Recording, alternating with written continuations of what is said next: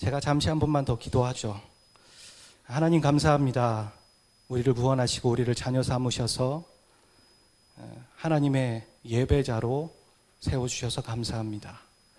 주님, 이 예배가 우리의 삶 가운데 귀한 중요한 터닝 포인트가 되기를 소원합니다. 울림이 있는 예배가 되게 하여 주시옵소서. 사람이 할 수 없지만 성령께서 주관하시고 인도하시는 시간이 되기를 소원합니다. 예수님의 이름으로 기도하였습니다. 아멘. 우리 주위에 보면 처음에 인상이 좋지 않았는데 알면 알수록 좋아지는 사람들이 있습니다. 그리고 반대로 처음에 인상이 좋았는데 알면 알수록 저 사람 좀 아닌데? 라는 사람들이 있죠. 물론 처음에도 좋은데 나중에도 좋은 사람이 있고요. 처음엔 별로였는데 끝까지 별로인 사람도 있습니다. 사울왕은 어떤 사람이었을까요? 처음엔 괜찮은 사람이었습니다. 하나님이 그를 들어 사용하셨습니다. 하지만 끝이 좋지 않은 사람이었습니다. 성경은 하나님이 사울을 선택한 것을 후회하셨다라고 그렇게 말하고 있습니다. 내가 사울을 왕으로 세운 것을 후회하노니 그가 돌이켜서 나를 따르지 아니하며 내 명령을 행하지 아니하였습니다. 우리 주위에도 사울과 같은 사람들을 보게 됩니다. 처음에는 하나님이 그를 선택하셔서 하나님으로부터 쓰임받는 사람입니다. 하지만 후에 하나님이 더 이상 그를 사용하실 수 없으셨고 하나님으로부터 버림받는 사람들을 보게 됩니다. 버림받는다는 것은 구원의 탈락은 아니겠죠. 하지만 하나님이 더 이상 그를 사용하실 수 없는 것입니다. 하나님의 사람들에게는 거룩한 소망이 있습니다. 그게 뭐냐면 그분으로부터 쓰임받는 소망입니다. 하나님이 나의 인생을 주관하시고 사용하셔서 하나님의 영광을 드러내는 삶, 내가 온전히 그분에게 100% 붙들림 받고 쓰임받는 삶, 이것은 단지 목회자만의 소망은 아니라고 저는 생각합니다. 저와 여러분의 가정 가운데, 그리고 직장 가운데, 그리고 사회와 일터 가운데 하나님이 여러분의 삶을 들어 사용하실 수 있기를 바랍니다. 그런데 이 사울처럼 하나님이 우리를 쓰실 수 없다라고 말씀하실 때 그것을 우리가 듣는다면 정말 받아들이기 어려운 일일 것입니다. 왜 하나님은 더 이상 사울을 사용하실 수 없으셨을까요? 왜 하나님으로부터 버림받는 사람들이 생기는 것일까요? 오늘의 말씀을 통해 저는 여러분과 함께 이 주제를 살펴보기를 원합니다. 저와 여러분은 그렇지 않으리라 장담할 수 있으십니까? 우리도 그럴 수 있는 사람이라면 그들이 갔던 행보를 답습해서는 안 될 것입니다. 만약 우리가 사울의 길을 걷고 있다면 돌이켜야 합니다. 그리고 돌이킬 수 있는 은혜가 저와 여러분의 삶 가운데 있으시기를 축복합니다. 먼저 사울은 어떻게 하나님으로부터 선택받았을까요? 그가 어떻게 하나님으로부터 왕이라 선택을 받을 수 있었을까요? 아브라함을 생각해 보십시오. 그리고 모세나 바울이나 성경에 있는 하나님으로부터 선택받는 많은 사람들을 한번 생각해 보십시오. 그들이 하나님으로부터 선택받았던 이유는 무엇일까요? 그것은 하나님이 그들을 선택하셨다라는 겁니다. 그들이 하나님을 선택하지 않았습니다. 그렇죠. 하나님이 그들에게 찾아와 주셨고 만나 주신 것이죠. 그게 바로 은혜입니다. 은혜. 성경은 은혜로 시작합니다. 태초에 하나님이 천지를 창조하셨다. 구원도 은혜로 시작합니다. 믿음의 조상 아브라함도 아브라함이 잘나서가 아니라 하나님이 아브라함을 선택해 주셨기 때문에 믿음의 조상이라는 명함을 내밀 수 있게 된 것입니다. 하나님은 저와 여러분에게도 먼저 찾아와 주셨습니다. 그렇지 않습니까? 여기에 있는 모든 사람이 하나님의 은혜로 시작하셨습니다. 그런데 또 하나 중요한 것은 은혜로 시작할 때 우리가 가졌던 태도가 어떠했냐는 것이죠. 우리가 은혜로 시작할 때 우리가 하나님 앞에 어떤 마음을 가지고 서 있었냐는 것입니다. 하나님이 사울을 만나 주셨을 때 사울이 가졌던 마음이 어떠했는지 성경은 말을 하고 있습니다. 한번 읽어 주시죠. 메시지 성경은 이렇게 말하고 있어요. 처음 이 길에 들어설 때 당신은 보잘것이 없는 사람이었습니다. 왕께서도 그걸 알고 있었습니다. 그러니까 사울이 하나님으로부터 선택받았을 때 자신이 하나님 앞에 정말 보잘것없는, 쓸모없는 사람이라는 것을 아는 자였습니다. 여러분, 이 고백은 사울만의 고백이 아니에요. 이사야도 얘기했고 베드로도 그렇게 고백했죠. 화로다, 내가 입술이 부정한 사람이다, 그렇게 말했고, 베드로도 예수님의 무릎 앞에 엎드렸을 때 주여 나를 떠나소서, 내가 보잘것없는 사람입니다, 내가 죄인입니다, 그렇게 말했습니다. 하나님이 저와 여러분을 찾아오셨을 때를 여러분 한번 잠깐 생각해 보십시오. 우리가 처음 하나님을 만났을 때, 우리가 하나님을 만날 때 우리가 하나님께 했던 고백은 무엇이었습니까? 우리는 하나님을 만나는 순간 내가 참 보잘것없는 사람이라는 것을 느끼셨을 겁니다. 저도 그랬습니다. 저와 여러분의 마음은 그때 아마 가난했을 거고 상하고 통회했습니다. 바닥을 쳤고 어떤 분은 그 낮아짐의 끝을 보셨을 겁니다. 그럴 때 하나님은 우리를 만나주신 것이죠. 오늘도 이 원리는 동일하게 적용됩니다. 우리가 보잘것없고 쓸모없는 존재라는 것을 알게 될 때 하나님 우리를 다시 만나주시는 거죠. 그런데 오늘 우리의 문제, 그리고 혹은 이 사울의 문제는 무엇이었는가? 사울은 스스로 이제 작은 자가 아니었습니다. 더 이상 하나님이 필요하지 않은 사람이었습니다. 사울은 갈멜에 이르러서 자기를 위해 기념비를 세웠다고 말하는 것이죠. 사울은 하나님이 부르셨을 때 자신이 가졌던 그 마음을 잃어버린 것입니다. 하나님이 부르실 때 나의 모습은 여전히 남아있는가? 우리의 인격은 좀 더 성숙해졌고 외모도 더 나아졌고 또한 경제적으로 여유가 있지만 과연 하나님이 나를 부르셨을 때 하나님만 쫓고자 했던 그런 선한 동기와 마음은 내 마음에 남아있는가? 단지 비단 우리가 예수님을 처음 영접했을 때뿐만 아니라 우리가 하나님으로부터 큰 은혜를 입었을 때 그 낮았던 그 마음이 나에게 여전히 남아있는가?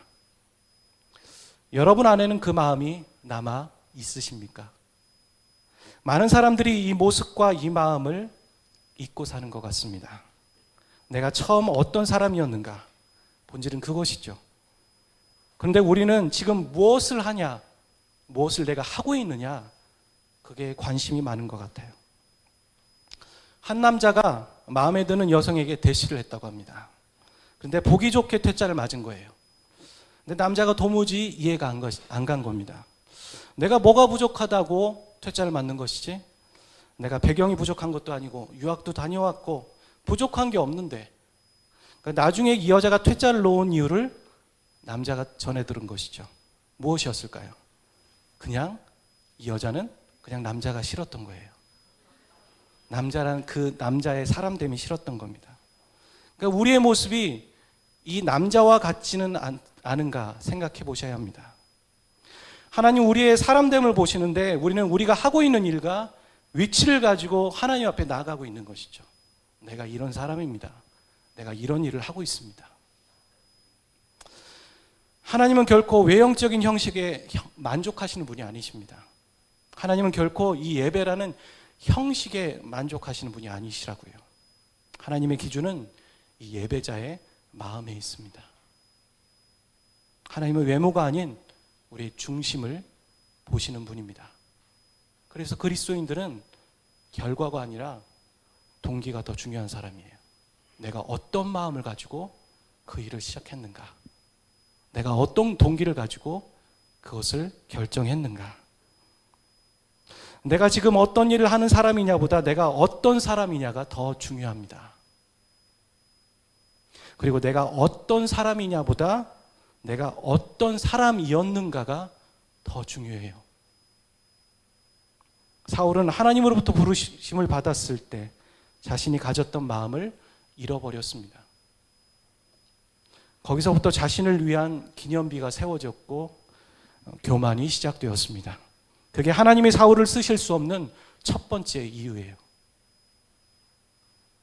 두 번째 이유가 다음에 나오는데 성경을 한번 같이 읽어보겠습니다. 사무엘상 15장 19절 같이 읽죠. 시작.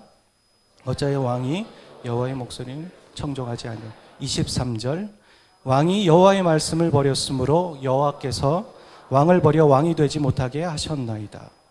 그러니까 여호와의 목소리를 청종하지 아니하고 말씀을 버렸다는 이야기가 나오는데 그게 구체적으로 무슨 뜻인지 좀 더 살펴보겠습니다. 사무엘상 13장 우리가 읽지 않았지만 이 13장에 보면 사울의 큰 실수가 나옵니다. 그건 뭐냐면 제사장이 해야 할 일을 사울이 대신하고선 큰 징계를 받는 것이죠. 아실 거예요.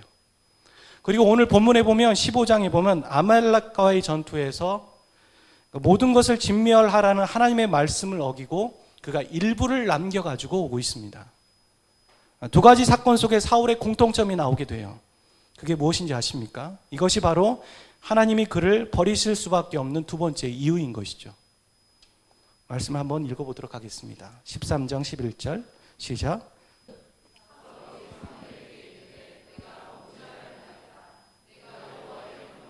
당신의 말씀을 어긴 것은 내 백성을 두려워하여 그들의 말을 청정하였습니다.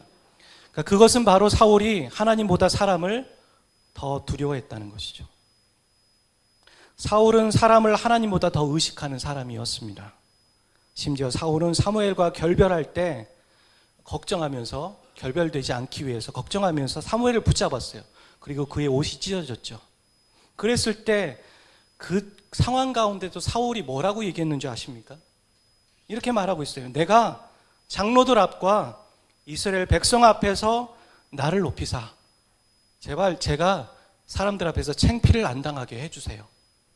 그 말을 하고 있는 것이죠.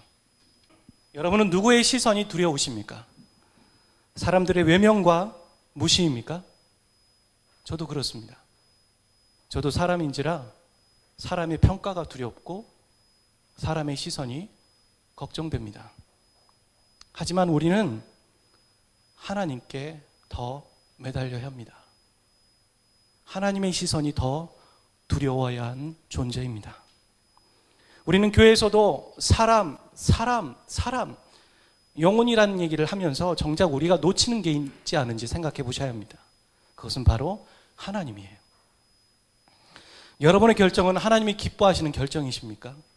여러분의 가정에서, 여러분의 삶 가운데에서 하고 계시는 결정은 하나님이 정말 기뻐하시는 결정이십니까? 하나님이 사용하실 수 없는 사람이 있는데 그 사람은 하나님보다 사람을 더 두려워하는 사람입니다. 사람의 소리를 더 의식하는 자입니다. 하나님은 사울을 왕으로 세우시고 축복하셨어요. 그에게 새 마음을 주셨고 성령을 주셨고 예언을 하게 하셨어요. 그런데 사울이 가장 잘 나갈 때 사울은 하나님께 버림받았습니다. 가장 잘 나갈 때가 자신을 점검할 때인 것이죠. 가장 잘 나갈 때 자신을 점검해야 합니다. 여호수아 7장 6절의 말씀을 함께 읽고선 말씀을 정리하려고 해요. 같이 한번 읽어주시죠. 시작.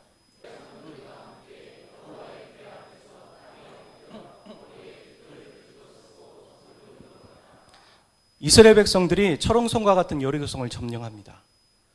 여리고성을 점령한 후에 그가 그 다음 아이성을 보니까 그보다 못한 것이죠. 그래서 어떻게 했습니까?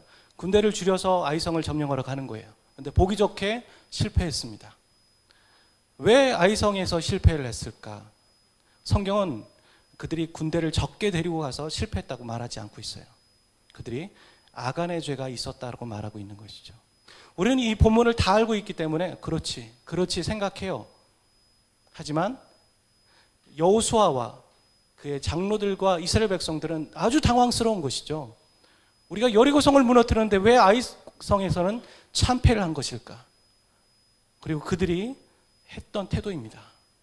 그들은 옷을 찢고 여호와의 궤 앞에서 땅에 엎드리며 머리에 티끌을 뒤집어 쓰고 해가 저물도록 그 앞에 서 있었어요. 우리는 결말을 아니까 여유 있게 상황을 보지만 여호수아에게는 황당한 상황이에요. 그리고 그와 장로들이 했던 행동이 이 말씀이에요. 우리는 얼마나 하나님의 뜻을 존중하며 그 뜻을 듣기 위해 그분 앞에 머물러 서 있습니까? 얼마나 그분의 의중이 우리에게 중요합니까? 여러분은 얼마나 사람을 의식하는 것처럼 하나님을 의식하고 계시고 하나님의 눈치를 보는 사람입니까? 오늘 저와 여러분의 삶 가운데 사울의 길을 걷는 것이 있다면 돌이키실 수 있기를 바랍니다. 그래서 하나님이 우리의 삶을 쓰시고 사용하시는 은혜와 축복이 있으시기를 주의 이름으로 축원합니다.